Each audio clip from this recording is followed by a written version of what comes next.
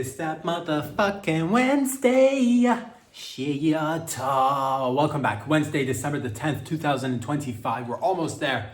The end of the year is right around the corner. Ladies and gentlemen, welcome back. Glad you made it. Thank you for joining me once again. If you're just joining us today, if it's your first time, buckle up, buckle down. Where can you find these videos? Mostly on the YouTubes, I'd say. We're also on Instagram and Patreon if you like to check those pages out and contribute to the slowest, but also it's a slow growth. We're a grower. We're not a shower. We're a show. We're a slow burn of a show. It's standard sized, 6 inches. Fucking on a good day, 6.1, 6.2 if you're 6.5 if you really grab it from the base. Or that kind of show. Also, I'm hard on myself, so it might just be 6.5. What are we even talking about? Your penis size. Your vag size. Talking about how about that? How about the tight pussies out there? What about that? Ladies and gentlemen, glad to be back. Wherever you're tuning in from, whether it's Canada, down south in the United States of America, so as per usual, further down south, Mexico, South America, Europe, Asia, Africa, Antarctica, Papua New Guinea, New Zealand, Australia, Thailand, Taipei, Senegal, Portugal, Finland, the Finnish people. When did you even start? When did you begin? When did you finish?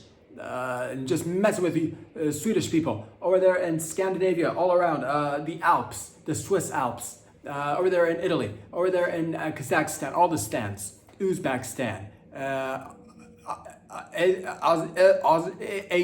Azerbaijan, over there in Armenia, over there in Dubai.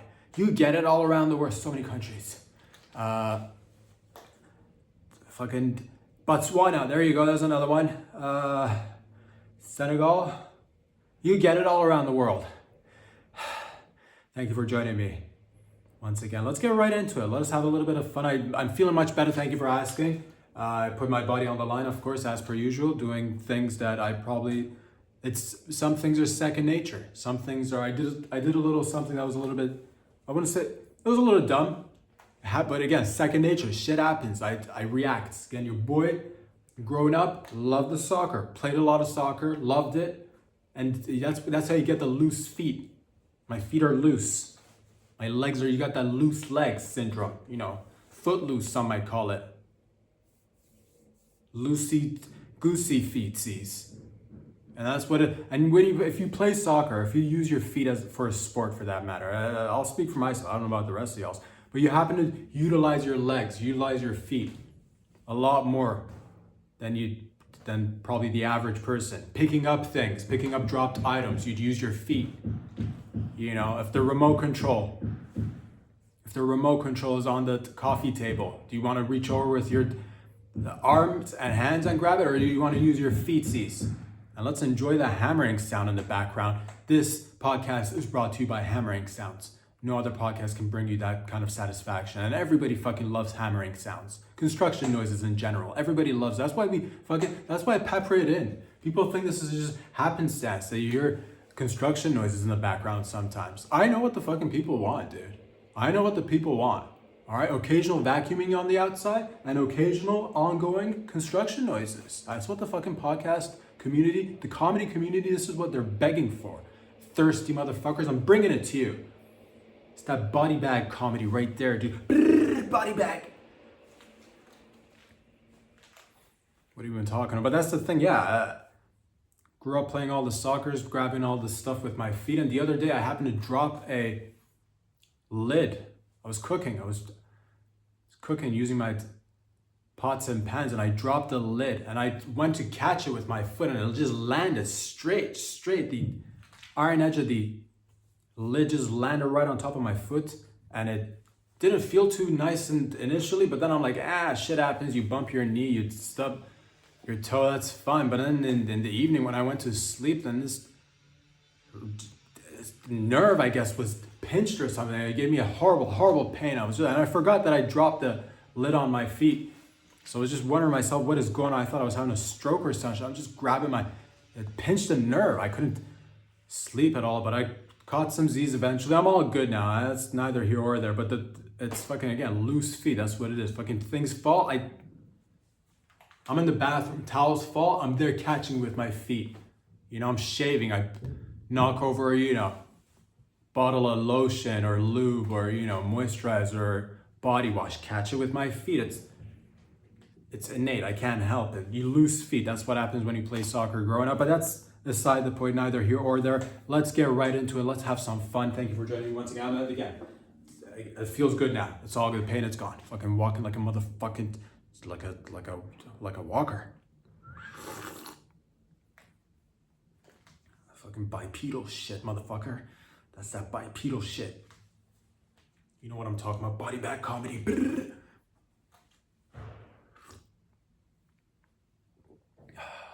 Let's get right into it. Ladies and gentlemen, what did I see over the past few days that caught my attention, that just got me hard, that made me want to do some of that? I don't know how I'm going to utilize it, but I really want to. I saw free falling. U.S. Marines, that's right, ladies and gentlemen. The men in the Marines and some of the women's too. You know what I'm talking about, my beautiful dykes who joined the Marines. Lesbians or heterosexual females also happen to join the, it doesn't matter. They were free falling in Puerto Rico because of the whole Venezuela, you know, fighting the cartel situation. Nonetheless, they were free falling. It looked really dope. They did a great job recording this. Oh, the imagery is just, it's captivating. Fucking, you know, plane pulls up, fucking hatch opens up, people are free falling. It just, oh, skydiving, free falling, and just landing and just, you know, getting to business. And it made me think free falling is, I'm gonna say hands down, just, you know, body bag comedy. It's one of the tightest forms of transport. I'm saying it right now, and I'm thinking of utilizing it myself. From now on, I don't think I'm gonna travel, despite the fact that I'm one of the most bipedal out there. Fucking, you know, I think I'm gonna use free falling as a mode of transport. It just looks cool. It's the coolest mode of transport. Why would you go anywhere else in any other fashion if you have the option of free fall? I'm not showing up anywhere if I'm not free falling from now on. It just looks really cool compared to walking. Free falling looks so dope, dude. I want to get me some free falling. I just need, you know, a little bit of, I need probably like a, you know, a aircraft of sorts so I can have access to that. But then you leave the rest, you bring the aircraft, I bring the free falling, dude. I'm not going anywhere from now on. If I'm not free falling, we're not going. I mean, all right, fine. We might still keep going, but like the aim is to eventually get to free falling. That's where I want to be. That's that growth mindset. And again, enjoy that hammering sound in the background if you do happen to catch it. Again, no other podcast will bring you this shit. Body bag comedy. Right there, dude. You know, if I want to go to the grocery store, fucking I just want to get in an aircraft and drop down and then somehow get back up in the aircraft and then drop back down again with my groceries in hand. Because it looks really cool. Pick up a date. Oh, let me call you a cab. Why don't we just meet up at the bar? How about you a free fall? How about you a free fall? I wonder where he's at. She's outside, maybe having a drag. Maybe having a toke or two just before she gets in. I wonder where he's at. Next thing you know, she looks up in the sky. What is it? A bird? An airplane? Superman and Batman scissoring midair? No, it's your boy. Body bag comedy. Free falling, dude, and I'm right there. I fucking just plummet right in front of her. Let's do this. Smoking still whilst free falling. Of course, they should get that in there. You know, a couple of ciggies wouldn't hurt because it's already cool. But if you throw in a couple of cigarettes while they're free falling, God, body bag comedy. I just want to do it everywhere. I just want to, you know, if you want to do your Christmas shopping, fucking free fall right into the middle of the mall. Grab your items, somehow get a lift, and then free fall back right down to your place. Oh, here are the presents. Free falling, body bag comedy.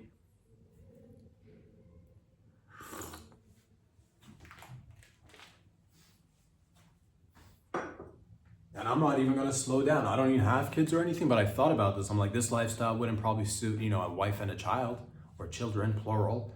But that's what it is, baby. That's that body bag comedy lifestyle shit. If I do one day get myself, if I buy myself a wife or two, and when I commit, dude, you don't know me. When I commit to something, I fucking go all out. Yeah, if I'm not about marriage right now, but one day if I do, like if I'm in my, you know, ripe old age of like, you know, mid 50s, just in my fucking prime, you know, 50, 60-year-old me in my prime, just fucking wanted to get down on marriage. I'll get like married like, you know, 13, 14 times. You don't know me. I'll get like 15 wives. That's how much I'll commit to weddings and marriage. A lot of people just do it once. I'll get like, you know, give me the Give me the baker's dozen. What have we been talking about? But all free fall, you know. Where we getting married? Doesn't matter. Send me the location. Where's the groom? There he is. Free falling body bag comedy. Brrr. Right there. It's neither here or there, but that's, again, yeah, other modes of transport just seem a little gay compared to free falling, and shout out to the Marines for free falling, but also looking forward to the day that I get a chance to free fall. I wasn't so much for it, but after seeing that video, I don't know, maybe it's the uniforms, maybe it's the army attire that gets to me, maybe it's the camaraderie, but I want to fucking, yeah, I was like, no, don't do it before. Now if I get a chance, saying yes, but also if my chute doesn't open up, I'm latching onto your ass. I'm latching onto you, and you better not panic when I latch on, son. Fucking, oh my God, his chute's not opening. Oh, what do we do? Don't worry about it. I will grab onto you like, oh.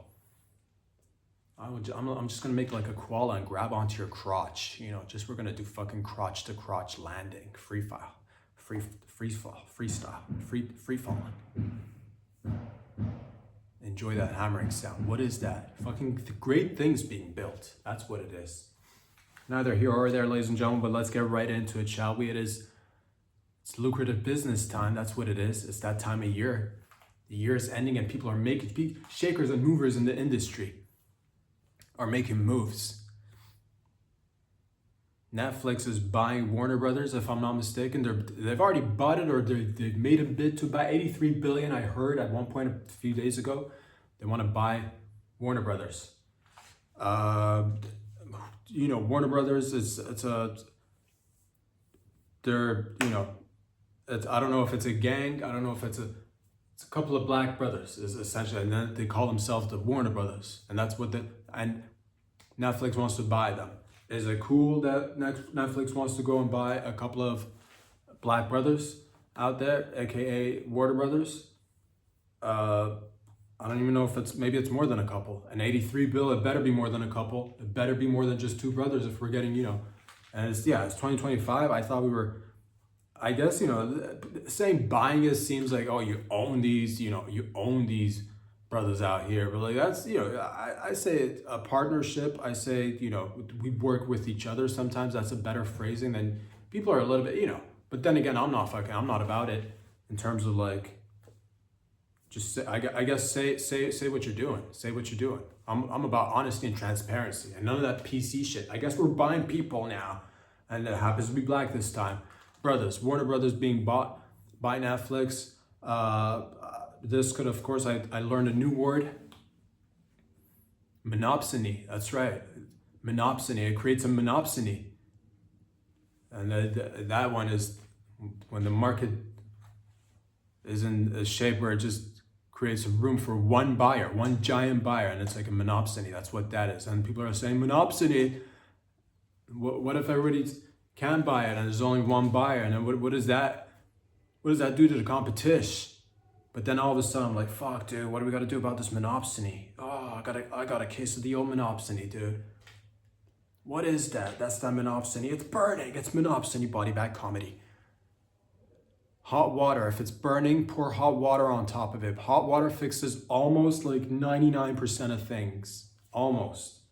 And the other 1%, you need to make it even hotter. So if it's not burning, if your skin's not peeling, it's not gonna get rid of the bacteria. So just fucking, you know, dunk it in a boiling pot of water. That's what I would do. That's what I've done. That's what I'm doing right now. Can't see my bottom half. You don't know where my balls are right now. It's in a boiling pot of water, body bag comedy. What's going on? But yeah, Netflix wants to buy Black Brothers, aka Warner Brothers. These guys make, you know, movies, entertainment, TV series, this, that, and the other. But then also because of the monopsony, I heard Paramount want to get in there and, you know, just make sure there's a little bit less monopsony. So I heard they're making an aggressive. What a beautiful sound. Progress. Construction means progress. A lot of other podcasts don't believe in progress, but we here do. We do. We don't want to fucking, you know, people. I'm out here creating jobs and shit, getting people to build. You don't know what I do outside of this. Getting people to work. But yeah, Paramount got in there and made an aggressive bid, or a hostile bid. And I didn't know what a hostile bid was, and I still kind of low-key don't, because I didn't look into it, but they made a hostile bid. So Paramount's going in there, you're like, you want to buy these black brothers out here, aka Warner Brothers? We're gonna make an aggressive hostile offer. And like a regular offer is like, I guess, like, you know, you just, you know, low-key, just nonchalantly make an offer of somebody, you know, I'll bid $20 on this cupcake right here. As somebody else, which is, I see your $20, I'll buy it for 25, and that's just a regular nonchalant bidding. But if you're making a hostile bid, you're going in there with war paint, you're going there with assless chaps, you're going in there, you know, you dropping from the ceiling, and you're like, hostile bid right there, 143 billion for these black brothers.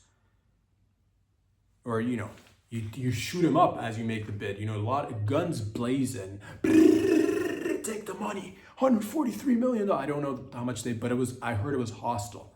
The bid was frothing at the mouth, you know, like a raccoon or a Rottweiler with rabies. Body bag comedy. But that's what it is, baby. So it's showtime, it's go time. It's the industry's shaking and baking.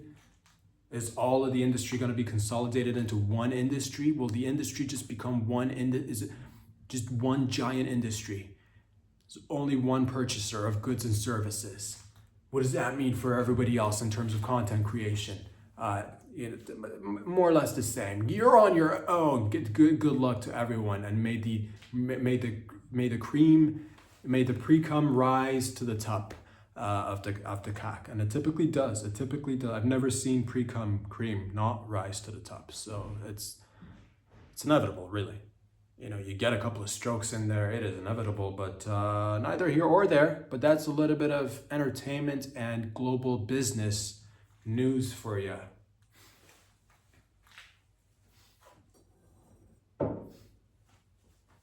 I want to throw in a bid just to fuck him up. $250 billion, take it or leave it, extremely aggressive hostile takeover. And this will make him even bid more, putting stress on their pockets. And I'm a fan of everyone in terms of, you know, platforms, whether it's Paramount, whether it's Netflix, whether it's just other Hulu, Disney, other ones, I don't know, there's so many of them. But also independent people just producing shit on their own. That's pretty cool too. But they gotta sell it to someone eventually, or maybe they don't, or maybe they don't, or maybe they do, or maybe they do. Body bag comedy.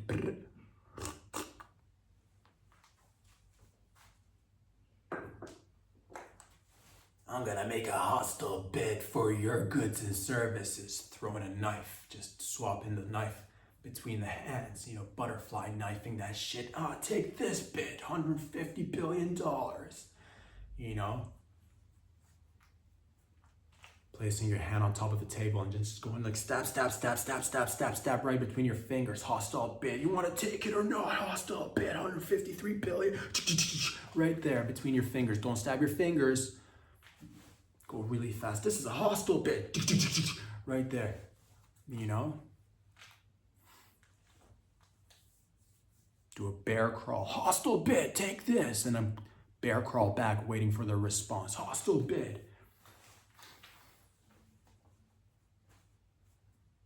Get on a horse, lasso the goods and services. This is a hostile bid. Take the money, give us the goods and services. Hostile bid. Because it's not a regular bid. You gotta I don't know what it is, but it's just more aggressive. It's just an aggressive bid, you know. Goons making bids. You know, typically a normal bid would be just maybe done one-on-one. These guys send huge guys. Just guys with just giant necks, stabbing themselves in the thigh with, you know, all sorts of testosterone and steroids. And you know, maybe they got a little bit of the AIDS. Maybe a little bit of the AIDS. 80s AIDS, and they're making hostile bids. Here, take the money, $200 billion for your goods and services. We're hostile. We're aggressive. We're Paramount. I think that's what it is. I'm not quite sure, to be honest with you. What will happen for you and I? Nothing, literally nothing. What will happen for the industry? It moves on like it always has. It's the holiday season, ladies and gentlemen, and it's a great time to be alive. I'll say that I'm grateful to be alive. It's another beautiful day. It's snowing out here in Toronto. It's cold outside. It's cold outside. And you know who's cold outside? Glad you asked. Thank you for joining me once again on this beautiful day. A Chinese mistress is cold outside. That's right. A Chinese mistress in China was doing mistress shit. You know what I'm talking about. When the wife is out and the mistress is in, boy. You know, when you're about marriage, so hard that you're going out there and, you know, meeting prospects for other marriages because you're a committed type of fella. And you believe in marriage so much, you're like, maybe I want to marry some more. I'm so into marriage. And if it's so good, maybe I want some more of it. So this guy in China, who I'm assuming is Chinese, was seeing his Chinese mistress. And then the wife came in at one point, or was getting really close to coming in. So the wife is coming in as she's got to go out, and it's cold outside, baby. It is fucking cold. This is that time of year. Now, I don't know how she ended up on the outside of the 10th floor. She climbed out of the window. I don't know if it was the husband's idea for her to get out or if it was her own idea to get, but she climbed out the window and it's caught on video. It's exhilarating. It's love. It's lust. It's passion. And that's French for passion. Passion. Okay? Passion. I know. Sometimes we just fucking, you know, globetrotting, speaking different languages. It's just passion is what it is. I'm not gonna apologize, you know. Wouldn't hurt you to learn a couple of words from other places. Passion. So yeah, this Chinese mistress climbed out the window. She almost fell to her death. Now that's love. When was the last time that the wife put herself in that sort of danger for that man? And this guy's about the marriage. So, you know, she climbed out. She's fucking, you know, tippy-toeing around the ledge. She almost fell. Eventually makes her way down a few floors. Gets inside somebody else's window. Continues to mistress there because that's what she's about. She's not gonna fucking quit mistress and do. She made it though. She made it. She didn't get caught. Nobody got caught. As far as I'm concerned, I didn't look too deep into it to be honest with you. But if you make it out the window, you're out. You're good. Dude. You made it. Congratulations. Mistress, one. Wife, no clue, dude. No clue. Just still being a wife while the husband is just fucking how hard was he at that point? Because the adrenaline, you'd think the boner would go down. Oh man, I don't think so. He's probably fucking rock hard. Why are you so rock hard? Midday. Jiangchu is what the wife would say. Because they're in China. Jiangchu, why are you so hard? And I'm just excited to see you. Meanwhile, he's just fucking, you know, peripherally just trying to check on the old mistress. And that's, I shout out to the Chinese mistresses out there. I have not had a mistress myself. One day I hope to have a few. And I'm open to everybody out there. I'm open to fucking, you know, whether it's, I have no preference, to be honest with you. I thought I would, but after, you know, 3 and change decades of, you know, just being a lover out there, I have no preference. I love them all. And that's why I think not the marriage type, but when I do, if I did decide, it'll be plenty of marriages. It'll be like, you know, double-digit marriages. That's because when I commit to something, yeah, I don't have a preference. I don't love anybody else more than another. I had a girl one time ask me if I, you know, before we were about to hook up, she's like, I just want to make sure you're not fetishizing me. I'm not just like, I would never fetishize you. I fetishize everyone. Why wouldn't I, you know, because then that's the highest form of compliment. I don't know, some women take it personally and they're like, we're about to make love, but I don't want you to, this isn't a fetish thing. I'm like, no, it's not a fetish thing. I fetish everyone. Fucking, you know, Chinese, black, white, Middle Eastern, Latina rather, you know, European, doesn't matter for me. You know, if we're about to bone, if I'm horny enough, and that's great. Why wouldn't you want somebody to fetishize you? That's a great compliment. You find somebody so attractive that you're gonna bone them. How is that a bad thing? I don't get it. You're like, I don't want to be a fetishizer. Fetishize me all day, dude. Fetishize me all day. Just want to make sure that you're not you don't have some sort of, you know, you don't happen to like me more than some others. I'm like, if that's a great thing. Even I had one single fetish, it would be that'd be a great high compliment. I am indeed fetishizing, yes. I happen to like you more than others. I don't. I like everybody the same. But if I did, that's a form of a compliment, if anything. Oh, this guy wants to fetishize me. Take it. Take it. It's a great compliment. I'm into pogs. I'm really into pogs, you know? I'm into juicy black titties. What's wrong with that? But, you know, some people are like, I just want to make sure you're not fetishized. I'm like, let's all fetishize a little bit more. What's the moral of this story is that she made it out. That's the moral of the story. Carry on, mistress. As long as there have been marriages, there have been mistresses. As you know, the Confucius once said, which comes first, the mistress or the marriage? And oftentimes, one is no one knows. That Confucius said, fucking move along. Then move along, because no one knows which came first. That's what Confucius says. And that outside puss only makes him love the inside puss more. And conversely, the females out there maybe have a little boy toy on the side. You know what I'm talking about? A side dick. You know, side cock. And that's fine and great. That's fine and great. But that's, you know, the Chinese are innately an acrobatic people. They are nimble. I'm not surprised that she didn't, you know.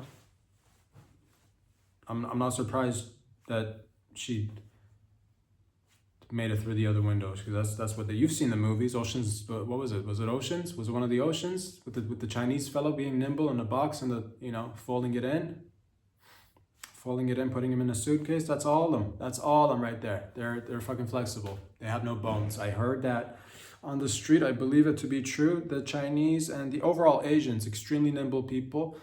Not just a stereotype. That's one of their qualities, and you can't beat that. You can be great at math and extremely nimble with no bones, and that's just their makeup innately. I didn't make the rules. They just do fucking karate, you know, and use chopsticks and are extremely nimble.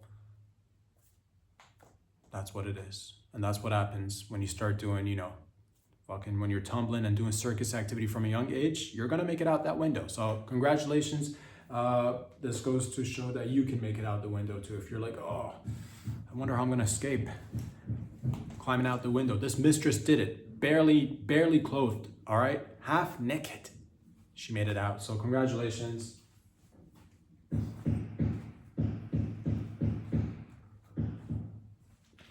Oh, I know you guys are, ladies, you are so wet right now because of this hammering sound in the back. Guys, I can't, you know, you're like, oh, I'm not even gonna take my blue chew because this hammering sound in the background got me super hard. You're welcome. Save that blue chew for another time when there is no hammering sound in the background of your podcast. Good luck. Good luck getting a boner without the hammering sound in the background.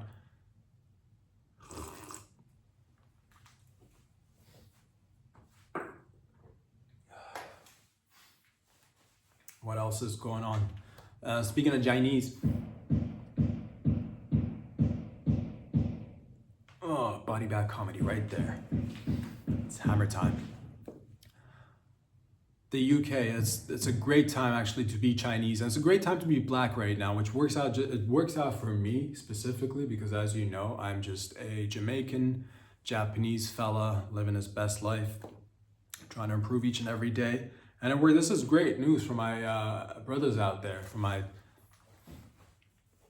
If you're Asian, if you're black in the UK, it's your time right now. You know why? I'm glad you asked. Thank you. Because you're using facial recognition. They're starting to roll this out on massive scale right now. As happened in the UK, it's probably going to happen all around the world eventually. Globally, we're going to just become a mass surveillance, globe, and that'll be fun. But in the meantime, right now is the greatest time to escape or evade facial recognition tech in the UK because there's false positives coming in with the blacks and the Asians. That's right. The AI technology used with these facial recognition technologies, it's making false positives because it can't tell the difference. Oh, that's soothing. That is soothing. Are your nipples getting erect because of that noise in the background? I know mine are. Oh, I just jizzed in my pants. Thank you. Yeah, it's a great time for Chinese, Asians, and the blacks in the UK, right? Because that's the thing. a lot of people are like, oh, false positives. Oh, that's a good sound right there. That's a satisfying sound. A lot of people are like, false positives. This isn't good. We're gonna get falsely accused of doing crimes and stuff when we didn't, and they're gonna just think that we're all the same, that we all look the same. This is a plus for you. This is a plus for you. All right, use it to your advantage, because that's the thing. Everybody else is getting recognized correctly, whereas you can do crime and get away with it simply claiming that you got a false positive. Other people can't do that. Beautiful whites can't do that. I bet Middle Easterners can't do that. But that Middle East doesn't even exist technically. They're all Asians. But I'm just a black man, black Japanese man talking to you, so it doesn't affect me. But that's what it is. If you're Asian, if you're black right now, if they catch you doing something, deny it, baby. And just be like, oh, what? We all look the same to you, and your AI, artificial intelligence, facial recognition technology just makes us all look like them. Meanwhile, you could be walking out with merch. I'm not saying do it. I'm not saying do crime. But if you are into doing crime, this is a great time. It's a great time. You blend in with all the other ones. Because the facial recog looks at you and sees just another black man, just another, and I've been there plenty of times, personally speaking. And same with the Asians. It can't tell you apart. It just looks at you and it just says you're all the same. That's great. Whereas if a beautiful white does crime, they get caught instantly. There's no question. Is this a false is this a false positive or a negative Is it a false positive or a negative positive? Is it false positive or a positive positive or a negative? Is this positive negative? You know what I'm talking about. Is this positive low key negative? Is it pretending to be positive but like low key it's always just like Is this positive low key blaming everyone else and everything else, and it's low key not a positive, it's a false positive. It's in fact it's one of those fucking just pessimistic, just giving up on life, that's what it is. That's a false positive. But now you can use that to your advantage, and this is just a limited time, because they're going to tweak it and they're going to get everyone eventually, and you're going to be caught doing the deed. So in the meantime, I don't condone doing crime, but if you are going to do crime, it's great to be black and Asian. So you're welcome out there. I just let you know, you got a little bit more time than the rest of the people out there. Enjoy these times of confusion. And that's one of the other quotes of Confucius. Enjoy these times. He said it as he was getting head from his mistress. Said that to the mistress. Because he's Zen. Confucius was Zen city all day. He's going to enjoy it nonetheless, but he wanted to let the mistress know. Enjoy it. Enjoy these times. Confucius. Body Bag Comedy.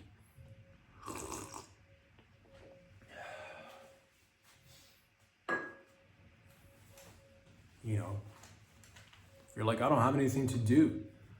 Weekend's coming up. Get a false positive. Go sit in there and just talk with the detectives, Have them ask you questions. Make a few friends. Go to jail a little bit. Get out. Have a story. What happened to you? Why are you in here? Another day, another deed, just doing me, and I got false positive, baby. What else is going on in and around the world? I believe Australia, I heard about this one. I'm not quite sure how to feel about this one, to be honest with you. I'm still trying to... I'm skeptical. I'll say that. I'm Mr. Glass half full of jizz all day, every day, but always skeptical of things. Australia just came in and banned social media for under 16s. If you're under 16 inches in the pants, they didn't say under 16 for what. If you're under 16 inches of cock, social media is banned for you, all right? If your labia is under 16 inches and is not dragging to the ground, social media is banned for you. They didn't tell me. I didn't look too deep into it. I'm not quite sure what the under 16 is for. It's banned for under 16s. If your nipples are under 16 inches in terms of diameter, and they're not just just massive pancake nipples, social media is banned for you.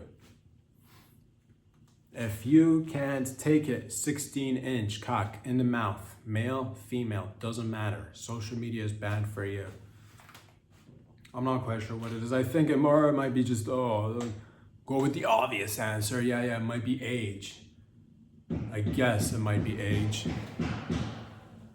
Or might not. But if it is, I don't know how to feel about it. Phones they're really great. It's a great tech, but also, the negatives, it comes with its negatives as well. I don't see the point of really talking about the negatives in terms of, I'm on the phones, I'm on the contents, I'm doing this. There's no point in me talking about the negatives. Make sure your kids are safe and sound, but also taking it away from them. Is it gonna make them dumb? Is it gonna make them just incapable of using tech when they do turn plus 16, over 16? Because now they've been dumbed down, and all the other people from other generations who've had access to phones are just like fucking light years ahead of these fools. What about the teenagers who use it to like socialize? And what about the handicapped child who doesn't have any friends and is sitting in his room, and all his life he's basically got a little bit of hope in life and that's taken away. He can no longer get online and play the games and do the chats and wear the headgear, and he's gonna rot in his room. What's he gonna do? Read a book like some sort of fucking backwards Neanderthal who read a book? And he's gonna go outside one day. He's like mid-20s, and he's gonna look like an idiot in front of other people. Why? Because you took away his social media rights. I'm not quite sure how I feel about it. Initially, I've thought about this. I'm like, maybe 16. I'm afraid it's a slippery slope, because that's the thing. The skeptical part of me comes in and says to me, which is me telling myself, says to myself, the government doesn't really care about the people. Governments in general don't really care about the people. Is this a slippery slope? Could we see, other forms of social media bans coming in? Is this the beginning? Is this the beginning of governments saying, you know what, for the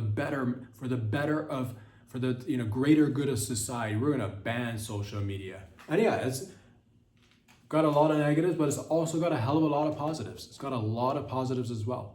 This tech in our pockets has got a lot of positives. And again, being a person who creates content, bodyguard comedy out there, doing my thing, and seeing the way tech is moving, I don't see it as an overall positive, but that's just how I feel about it. It could be that I'm, I don't know. How do you guys and gals feel about it? Leave a comment if you like. If you're like, and I don't have children. I don't know when, if I did, and I'd have a lot of them, because when I commit to like 10, 15, 20 wives, you bet your bottom dollar I'm going to have like 200 kids. How am I going to keep track of all my kids, where they're at, what they're doing all the time? Maybe 16 I think is a good age. It's a good, you should know a few things about life by the time you're 16. Maybe maybe when you're like 13, maybe that's probably shouldn't be on a phone that much. I didn't get a phone. I come from that generation where we didn't have phones until we were like the first generation like of getting cell phones. I didn't even get one till like, again, my first cell phone was one of those flip phones. And again, I've said this before, I was used to just text my parents and be like, I'm here, I'm there, safe and sound, pick me up from soccer practice or whatever, this, that, and the other. But it wasn't, but now it's, smartphones are a whole different ballgame. But again, I see the slippery slope. I also do see some of the benefits, not gonna, objectively looking at it, probably save some kids as well. Probably good that, young girls probably won't have to, start comparing themselves to, all the global females that are out there living all sorts of lavish lives. And likewise, same for the boys. Probably not the best idea to get exposed to so many people living, mostly fake lives online and portraying, portions of themselves where it seems like, everything's fucking glam and, just, dollar bills, y'alls, and cash money life, and, fucking big yachts and spinners on cars and hookers and drugs and fun stuff. And that may be true for some, but oftentimes it's just, it's just a little snippet of somebody's life. And overall, don't know how I feel about the government having that sort of power. Overall, I don't think it's a good thing. That's how I feel about it. But again, I'm not a parent. I'm not 16. And my opinion is just my opinion. It doesn't really even matter. So that's just me sharing it with you. How do you feel about it? Is it going to impact your life? Is your retarded kid in Australia going to end up being more retarded? Or is he going to, put away his retarded ways and say, I'm going to kick these crutches to the side and start walking, Mom. Look at me go. And then he's going to fall down and break his hips. And he's now more retarded and more physically handicapped. I hope you're happy, Australian government. Shout out to the Aussies. Love you. One day I will hopefully visit. It's in the works down the line, as many things are.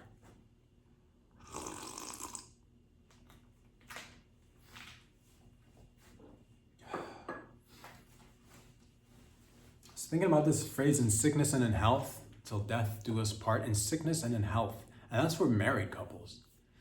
And it dawned on me, a lot of people, when you're in a relationship, and you never say in sickness and in health until like that day when you get married. It doesn't click. It. A lot of people don't walk out earlier. And that's the thing. You're like, married people commit to each other when you're, and again, you say it in front of people. Or, maybe like I don't know, maybe do it in the court. Still, a few people will be there. Maybe you do it on a ship with a sea captain and some seamen. Maybe you do it in the middle of a jungle and it's not even really official, but it's like a shaman doing your wedding. But it doesn't matter. The point is that they say in sickness and in health, and the rest of the people who are couples, you don't have that sort of responsibility. And I'm just like, how long though in sickness and in health? If you're not married, in sickness, as soon as somebody sneezes, like you have the right to walk out. As soon as somebody sneezes, you know what I'm talking about. Because if, a couple of cute sneezes, you can let it go. But if somebody is sneezing like 5 times in a row, I am just gonna beep, beep, beep, back the fuck out of this. Because again, we never said in sickness and in health. Even when you're married, how long do you stay in the, because people say things. We say things in the heat of the moment. We say in sickness and in health. Health part is easy, of course. If everybody's healthy and you're staying in there, that's great. It's, the heavy lifting is when you're sick or the other person is sick. How long do you stay with them? What's reasonable? Somebody gets sick. Somebody gets the flu for if you're not, 7 days, a week is that's enough sickness. After that, you are treading on, thin ice. You are, you're circling the drain. You are, ice skating with no skates and maybe even missing a foot, which is extremely difficult. Just one-legged skating. Good luck with that. How long do you stay? Yeah, 7 days. When they say in sickness and in health, they should say parentheses, because let's be reasonable about this shit. Like if somebody's sick for a month, get the fuck out of here. I don't care that we're married. A month of sickness? What is this? A month of sickness? Be reasonable. 7 days. You get 7 days a year of sickness. And if anything more than that, God, what are we talking about? You're like, what about serious illnesses? Then in sickness, but mostly in health. So somebody comes in and is like, oh, I've got the big C. Try to knock it out in a week. If you're not we're gonna have to make multiple trips to the hospital. What kind of relationship is this? And sickness and it should just be mostly in health. Seven, sick days. So they should put that in there. What if it's like a runny nose and a chronic runny nose for life? You're supposed to tell you didn't even know about this, but it kicks in. He's got the runny nose now. He didn't have allergies when you met, in sickness and in health. He's been healthy thus far. Now you move to a new city. It's not city, and he's just fucking right there. You're supposed to look at his nose just running down his, that's gross. You don't want that. 7 days, get yourself cleaned up or you're out of here. So yeah, I just want a little bit of we should be a little bit, it's a big commitment. Put it in parentheses, mostly health and sickness, 7 sick days. In 7 sick days and mostly health, till death do us part. That's what it is. It should be a little bit more, because that's what happens to a lot of marriages that do fall apart, because the sickness will just, if somebody you break a leg, and if you can't walk for a month, or with rehab, maybe 3 months, you're out of there. All right. So don't break any bones in relationships. I think that, again, we need a little bit more clarity. I think this whole just broad generalization and, broad strokes, just saying in sickness and in health, it sets people up for disappointment. That's what I'm trying to get to. But that's neither here or there. And without further ado, let's get to this portion of the program. Beautiful noises, natural sounds, natural construction noises.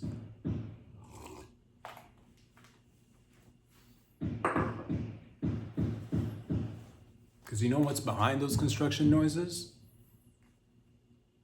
I don't want to tell you, but if you've not pictured it already, it is shirtless men with lube left from the whole Diddy fiasco, and they're lubing themselves up and they're hammering nails. They're fucking hammering and lubing it up. And if you're not rock hard right now, if that doesn't appeal to you, I want you to imagine female construction workers, again, with the leftover Diddy lube, just over the titties, hammering away. How hot is that? Pants, no top, hammering away. Titties, double, triple D's, swinging, 3 tits. 4 tits on one chick. Because that's what construction work is like. Just a lot of lube, a lot of hammering, and a lot of ass cracks. No other podcast. Body bag comedy. What have we been talking about? That's right. Let my people ho. Let my people ho. Let my people ho. Moses said that to the Pharaoh. This is somewhat related to what have we been talking about before we get into this one? Bonnie Blue is what I want to talk about. Bonnie Blue. Let my people ho. Bonnie Blue. I believe this chick has been, she's made a career for herself. I believe she's a porn actress. She's a porn star, if I'm not mistaken. She's the one that downed 1,000 dicks in one sitting. I don't know how long it took her, but a day, I think. She did it in a day. And that's that's amazing. That's what that is. That's how I feel about it. 1,000 of anything in a day, that's an accomplishment. I don't care what anybody else says. You have your own opinions, how you feel about it.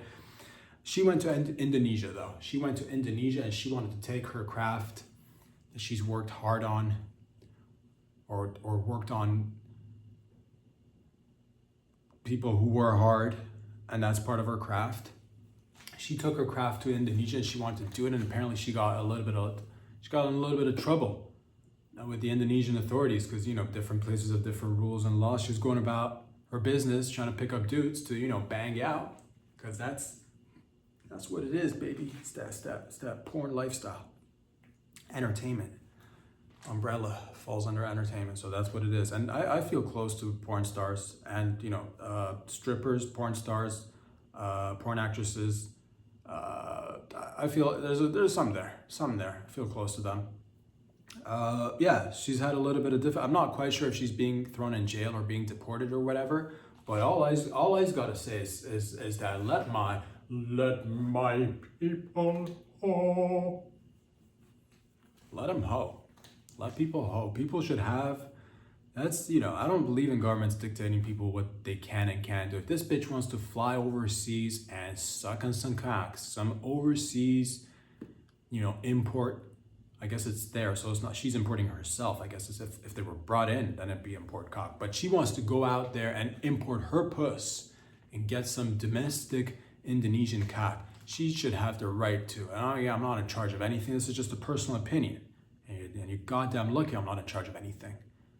I consider myself quite lucky that I'm not in charge of anything, but that gives me the freedom to discuss many things that are above my pay grade. But bad comedy, everything falls above his pay grade because he doesn't get paid. The point is that, free my hoes, free bitches, gobble gobble, take down the cack, free the Indonesian cocks and the puss, or anywhere else in the world for that matter, who's oppressed and can't get access to plenty of cock and a pornage. All right. And that's very similar to Moses going into and having a talk with Pharaoh. And I'm page 325, by the way, we're coming along. It's again 6,000 pages. This book is way too long, way too long. Somebody is, God, talking about the Bible for a second. I've done Genesis, is done and over with. We're into Exodus right now. Moses is, going up with Aaron, his brother, and trying to drop a little bit of magic, a little bit of that magic, a little bit of that, God is telling him, he's like, go. I've seen the way the Pharaoh's been treating the Jewish people. He doesn't say Jewish because the Israelis. He doesn't even say Israelis. I've seen the people of Israel. He says that. I've seen the way the Pharaoh is treating the Israelis, the people of Israel. And go to Pharaoh and do a little bit of magic, and surely I'll see what happens. I'm on page 325 again. So far, he's not been released with the rest of the people of Israel, but God says to Moses, like, take your brother, because he didn't have the nerves to do it himself. He's like, I can't do it myself, and more or less those words he said. He's like, well, take your brother and command him to do it, and you guys can be like a magic team. And that's one of the first clues that I know God was if not a magician, an entertainer. If not a jokester or an entertainer, somebody who loved the arts. Jesus was a magician. Entertainment, again, falls in. He hung out with prostitutes, once again. So I haven't even got to those parts yet. But nonetheless, God said to Moses, fucking drop your staff and it's going to turn into a snake. And then he did that. And then the Pharaoh's magicians and wise men did the same thing with their staff. So he wasn't impressed that much. So he didn't let him go. Apparently, I thought it was just one time. I thought it was just like one quick chat. But he did like 5 magic tricks.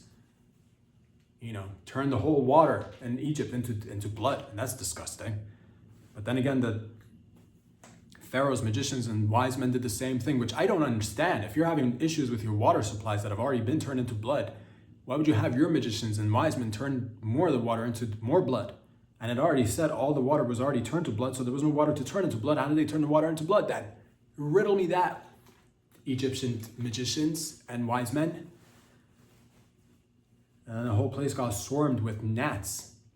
And those are flying insects, and that was disgusting. And then the Egyptian magicians did the same thing. So I'm like, you just did that to yourselves. Why would you do to get rid of them? That should be the next magic trick. It's like Moses and his brother Aaron dropped the gnats and the mosquitoes on your ass. You should get rid of it. But again, not impressed. Pharaoh was not easily impressed. So far, they're still in Egypt. Again, I'm in Exodus right now. Not me personally. The people of Israel are in Exodus. And how does that relate to Bonnie Blue? Let my people ho. If I don't have a staff that I could fucking toss down. Nothing came. God's busy, all right? 9 billion people. He doesn't have time to come and just check on me and give me a magical staff, but he's busy. If I had a staff right now, I'd throw it down to the ground and I'd say, let my people ho to the Indonesian authorities, symbolically representing the pharaohs in this situation. And then I guess Bonnie Blue is who I'm trying to free. She would be Israeli in this sense. I am just trying to, tell a story, and I don't know magic. I wish I learned a few tricks, but I do enjoy a good magic trick. I'll say that. Or magic in general, I do enjoy it. It's quite fascinating. The point is, let my people ho. Let people fucking, I'm telling you right now, if I had the ability to open my badge, film it somehow, if I got to bang and make money, I should probably add another thing when I said that. Bang and make money. Oh, in a sense, we're all lucky I'm not female. In a sense, we're all lucky I'm not, because my puss would be all up in your eyelids right now in every home and every sports goods store and every, you go to your butcher shop and there'd be posters of me with my large labia hanging out, in 3D flicking my bean, just, selling a product.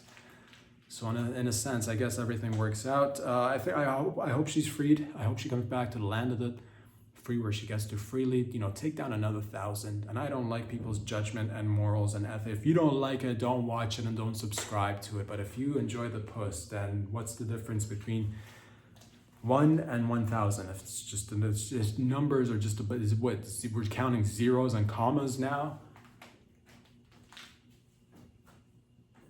Take the cocks, Bonnie Blue, fly free, my bitches fly free. Let my people ho. And isn't that the message of, again, Christmas is right around the, what did Santa Claus say? Ho, ho, ho. Merry Christmas. Oh, oh, oh. Was he choking maybe on something when he said that?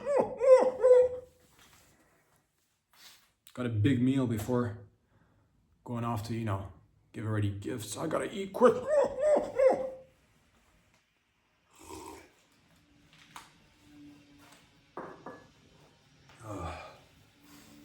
But that's Bonnie Blue and a little bit of the old Bible connection. What's going on in the rest of the world? Australia, an Australian father and son fisted intruders. And by that I mean they fought intruders off because they had intruders in there. And they got kind of like, they're scrappy. And I'm glad to see that nobody got hurt. They fought them off and they beat their ass. Maybe they got punched a couple of times too. But that's when you don't have access to guns, man. When you don't have access to guns, I want this to be a display for why we should all have guns all around the world. It's a case for that, but also it's a great case for use what you have. I don't know what they use. They're in Australia. If you have intruders, you gotta attack it locally. Like if you're in Australia, you should have a guard. I'd say guard dog, but you should have a guard kangaroo. If I were in Australia, if I was an Australian resident. I was residing in Australia as an Australian. G'day mate, g'day. What? G'day.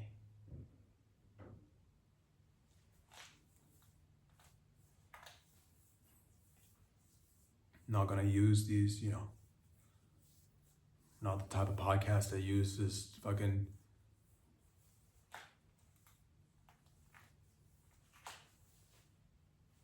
classic tropes sometimes, or we might just do that. Putting that shrimp on the barbie.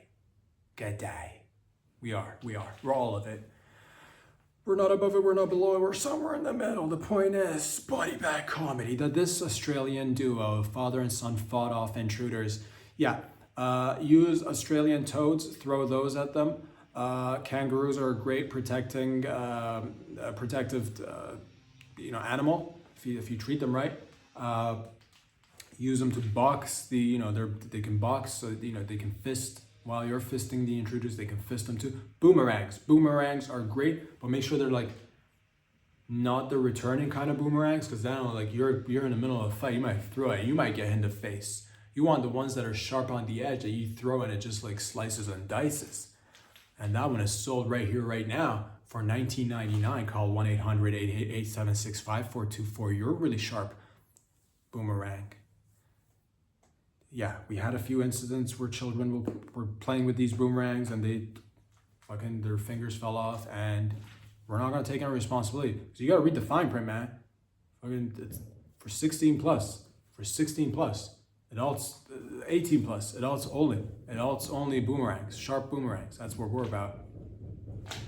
So yeah, and if you're anywhere else, if you're in China, chopsticks, fucking right there, eye gouge. If you are in Japan, intruder, you just invite him to the backyard. You know what I'm talking about. What do you got in Japan that you could utilize?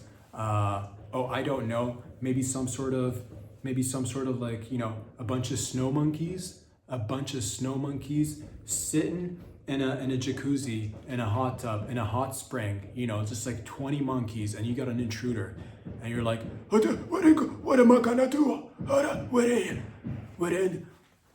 you intruder? I'm gonna, you're gonna come back over here and sit in a hot stream with me and my monkey. You get a man to go, it's got. Arigato with the Yamaha. Kawasaki, arigato, say hello to a monkey. And they're sitting there, and these monkeys are fucking sitting there, and they're just fucking picking each other's lice out of each other's heads and bodies, and they look cool. They're pink, they're cold, they're aggravated, they're just willing to do anything for a little bit of food. So you just be like, yo, snow monkeys who are just like relaxing in the hot springs want to pounce on some intruders, and next thing you know, intruders are being overtaken by 20 monkeys. Use what you got. All right? In Canada, I know if anything happens to any one of us, I know we've got every Canadian has a beaver and a moose in their household, so you don't want to fuck with that beaver moose combo. Oh, the beaver's fucking just like gnawing at your shins and your fucking ankles, and you're like, oh, this is not that bad, but it's irritating. And now you're all over the place. Now you're all over the place. Next thing you know, you're getting rammed by a giant moose, and now you're fucked now. Yeah, innocent little beaver. Oh, what is this little beaver doing? Chewing on my shoelaces. Distraction, that's what it's doing. You're getting fucking rammed. You're dead now, intruder. So there you go. Use what you got locally. That's farm to table is what I say. And that's also another saying of Confucius. He said that despite having no table. So he was like, I don't know what he was up to, man. He was fucking, slurping that mad honey. That's what he was doing.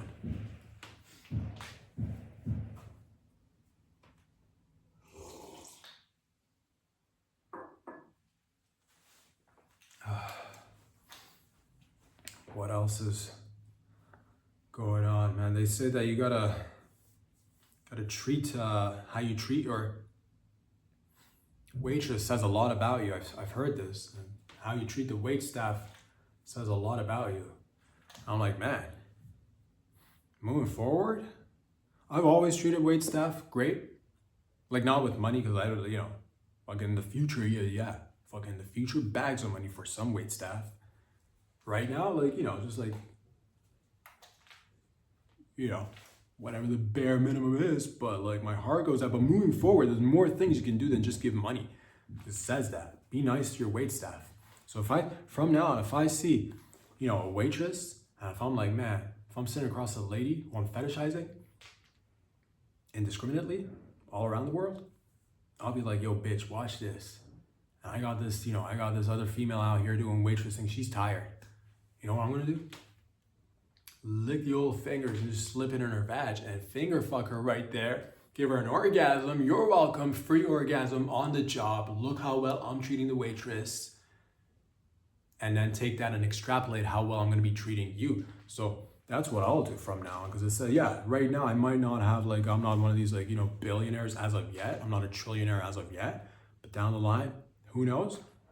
But in the meantime, doesn't mean that little gestures won't go a little, a distance. It will go. So if I see a hot female waitress and I'm sitting across a fetishized female counterpart of mine, I'd be like, excuse me, I know we're here on a date and all, but I just want to make sure this waitress is taken care of. And I'm doing oral right there on her vag as she's standing right by the table. Just fucking, and I'm going to get her to come all over my face and point to my fetishized female counterpart and be like, look what I did for the female waitress. How great was that? How great does your boy treat the wait staff? And we might even do a little bit of vaginal penetration, and I'll get her orgasm while squeezing her tits from behind in front of my fetishized counterpart, female lover to be. And I'm like, again, I'm a pleaser. I'm a giver. I don't even care if I come. I can finish on her back as long as she comes and she's happy. And that's what I'm gonna do for the waitress, dude. So this is a tip for everybody out there. And you can service the men, service the the waiters out there as well. If you're like, oh, there's only I don't know what to do with this male waiter, but I want to be nice and impress my date, fucking blow him right there. Blow him right there. And your date is gonna be impressed.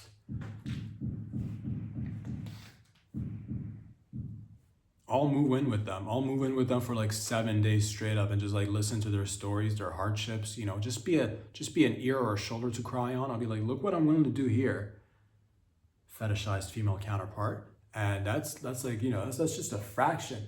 That's just if I'll do even more. back rubs, foot massages, swap and spit. Some people like that. Swapping spit, I'll do that if they're into it. And that's the type of thing that I'm, and they say that the way you treat the waitstaff is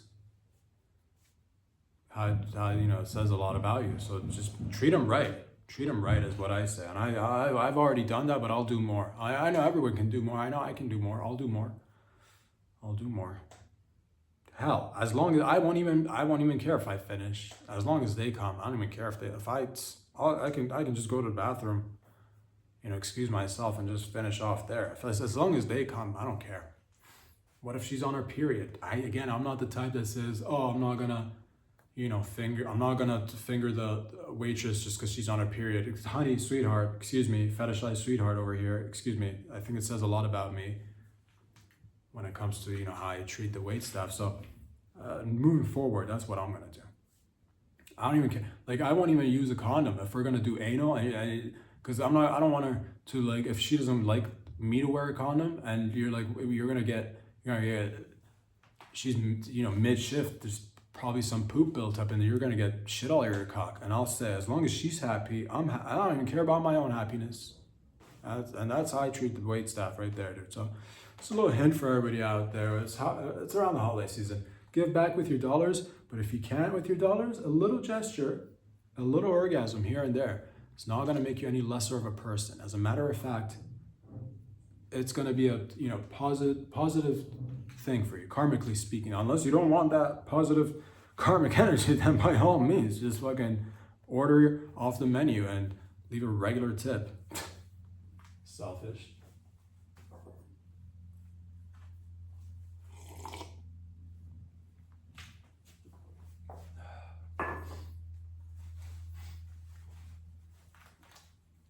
Tim Pool is a commentator, podcaster. He makes programming. Seen his show a couple of times. It's been a long time since I've seen. I know of him. I believe he's a conservative, or he's like right-leaning commentator, and he just got his house shot up. Which brings me to this point. I think we're in the. I think gangster rap is being replaced by political commentators, because Charlie Kirk. That happened, and now Tim Pool's getting his house shot at, and it's been some time that we haven't really seen any gangster rap activities that So I think they're being replaced by political commentators. Now, of course, there's a long way for political commentators to go and make, to fill the shoes of gangster rap, because that's been decades of gangster rap. There's political commentators getting shot up at. It's not, I guess that's kind of low-key been around too, but podcasting and overall just being a commentator in the new sense has not been replacing gangster rap is a big task. And people have MLK, JFK, Malcolm X, I guess people do get shot, but in this context, in the new era of content and media, one could say that, political commentators are replacing gangster rap. I want to see more. You gotta, come in with more hoochie coochies out there. Come in with more big-titted ladies. Come in with more vaginal discharge, more teeny tiny bikinis, lowriders with hydraulics. Bring back spinners. I do miss spinners on rims. We've not seen that. Early 2000s was a great time for spinners. I think it's a great product.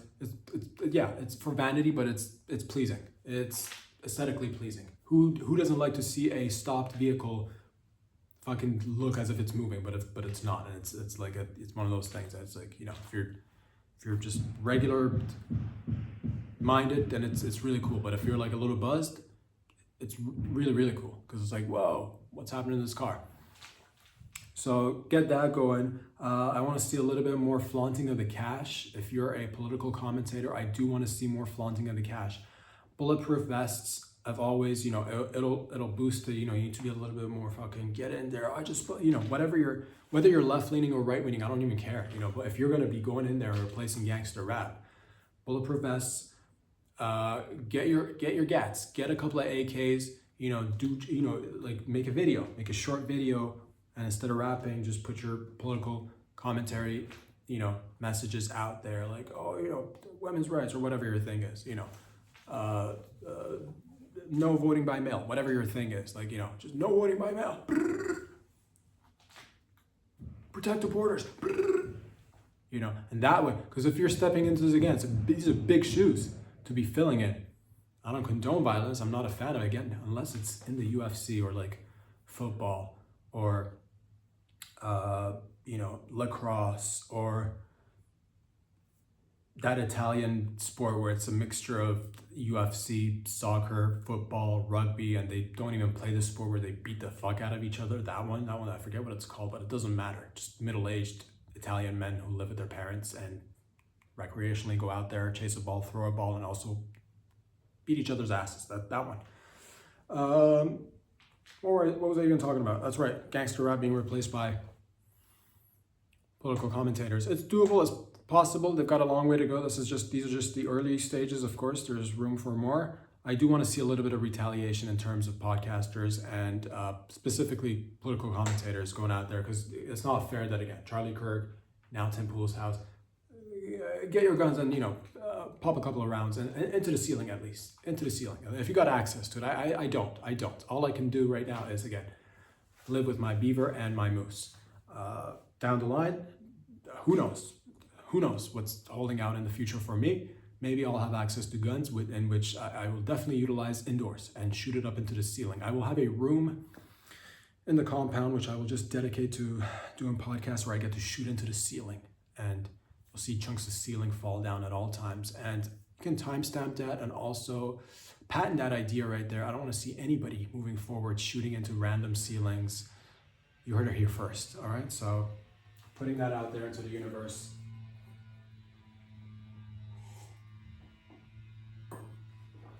A hero visionary, hero visionary Texas foster mother Candace, aka Candy Thompson, has made the news. 60-year-old foster parent. She got caught.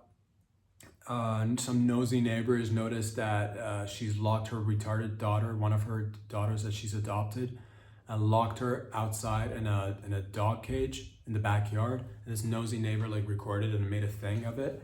And yeah, people were all upset at Candy and oh, her and her husband allegedly, took in more than 50 children. And if this is the way she treats one, who knows how she's treating others. And before you go and point your pointing fingers to people and being all judgy, Candy is a hero visionary, all right?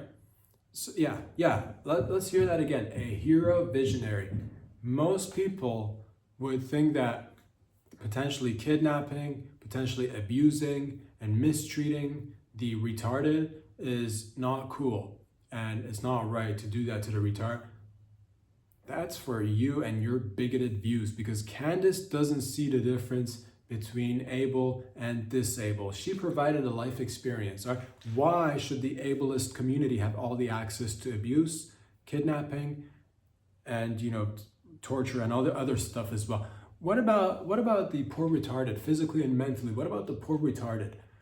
Don't they have shouldn't they have the same privileges and accesses as we do to a full experienced life? Shouldn't they get to be abducted perhaps and taken advantage of? Because that happens to regular people all day, every day.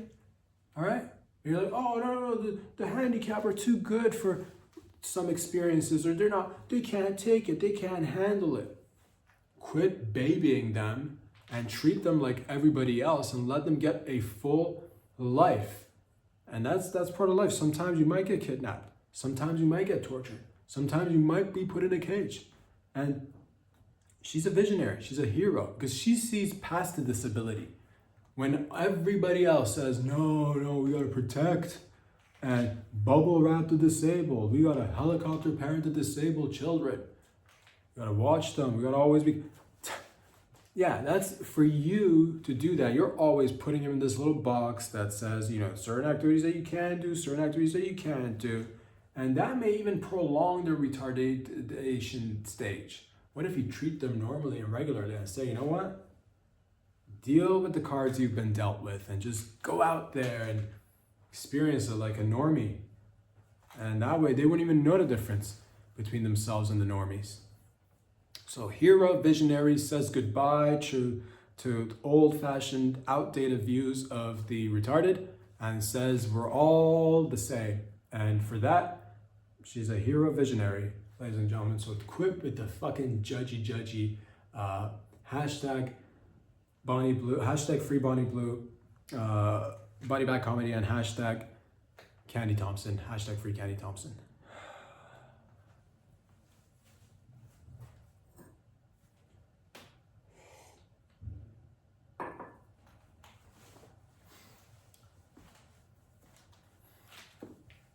A crime prodigy was recently discovered in Charlotte. At 15 years old, this young man has been arrested 111 times. I mean, talk about, again, I could just, yeah, he's a crime prodigy. 111 times. He's just 15. This is incredible. Again, it's easy to look at this and be like, oh, this is not good. This is not good. But I see, again, it's not once or twice that he's done 111 times. Clearly is good at crime. Clearly he might just be, look, if crime was a sport, we would look at him and be like, that's the MJ of crime. That's the Mike Tyson of crime. You'd say that. If crime was a sport, this kid at 15 arrested 111 times. And he's free right now, roaming the streets. So that number might be up by the time that this podcast gets released. It might even be up to like 120 by the time this podcast gets released, despite the fact that we release on the same day. But you never know, these kids move fast these days. So he might be out there doing more crime. Utilize him. Somehow he's talented, obviously he's talented. He's stolen 50 cars. And other crimes too, or broken into 50. He's talented. It's just the channeling that energy, putting it forward to something. Crime and punishment go hand in hand. He should probably be working for law enforcement. I'm low-key, I'm not even dead ass. He should probably be working for law enforcement. Think about that. He's got a knack for crime. What does crime deal with? Punishment and law enforcement. He just needs to channel that energy and put it to good use. I'm telling you right now, I believe in multiple chances for multiple people. And yeah, it's easy to just like kick him to the corner and be like, bad apple. Or crime prodigy, different perspective, crime prodigy, all right? Find out what he likes, bring him in law enforcement, put him in a special program, a little bit of guidance, a little bit of funding, a little bit of education, a little bit of oversight. I'm telling you right now, by the time he's 2025, he could be great at something. 111 times, come on. Those are excellent numbers. I've never even heard of adults doing 111 times being arrested. That's really great. Put him into some sort of program. He could be of use. He's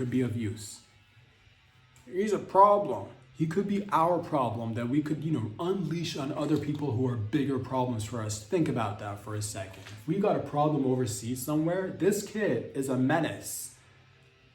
Wind him up and fucking set him free. You want to overthrow someone or something? This kid is probably going to be utilized effectively. He likes it. He's in there, getting his hands dirty.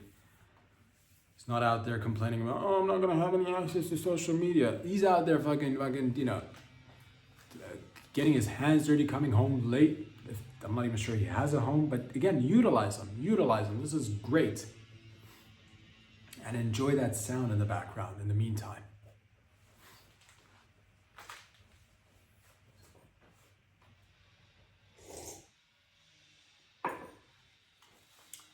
Two teenage Afghan asylum seekers in the UK just raped they're 17, both of them, asylum seekers, Afghan nationals, raped a 15-year-old girl in the middle of a UK park. And I think sometimes the more difficult topics are, I think it just provides more of an opportunity for us to tackle it with a song and a dance. Difficult topics are better tackle with a song and maybe a little shuffle. I'm gonna call this one No Rapey Muslims. No, no, no rapey Muslims in the West. Say it again. No rapey Muslims in the West. Yeah. No rapey Muslims in the West. Say it again. No rapey Muslims in the West. No rapey Muslims in the West. You don't want your rapey Muslims in the West. Keep rapey Muslims over there. It makes the messaging and the whole tackling the topic. Yeah, this is an issue. It's an issue. It's a complicated, long topic issue, which I thought about for a long time. But again, at the end of it, I thought, like, how can I help tackle this?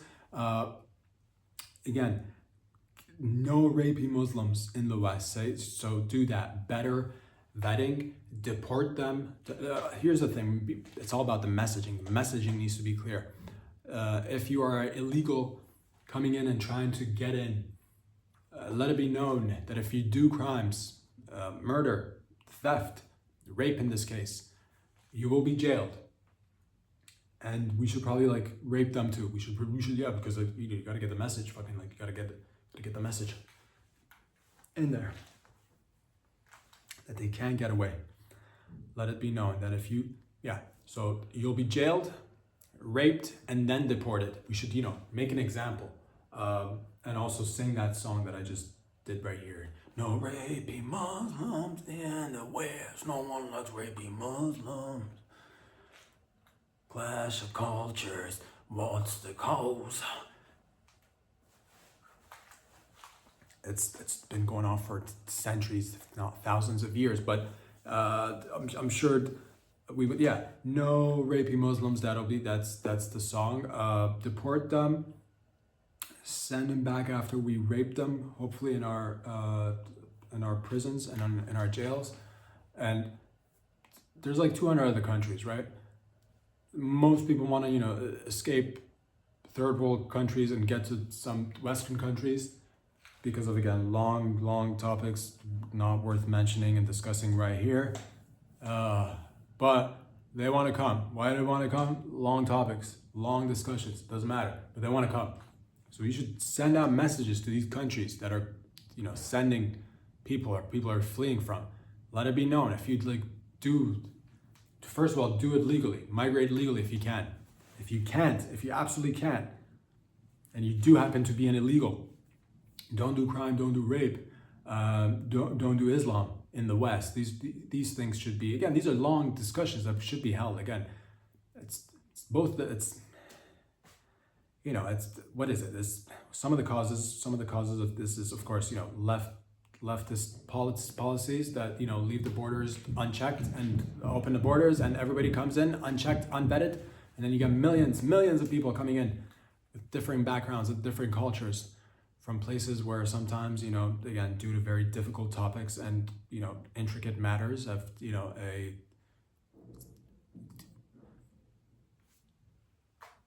so these guys come in, they cause problems.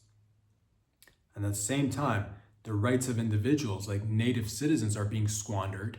Like people in the UK getting arrested for social media posts and potentially fighting off AI job replacement, and also, people willing to do the work for lower wages coming from across the globe.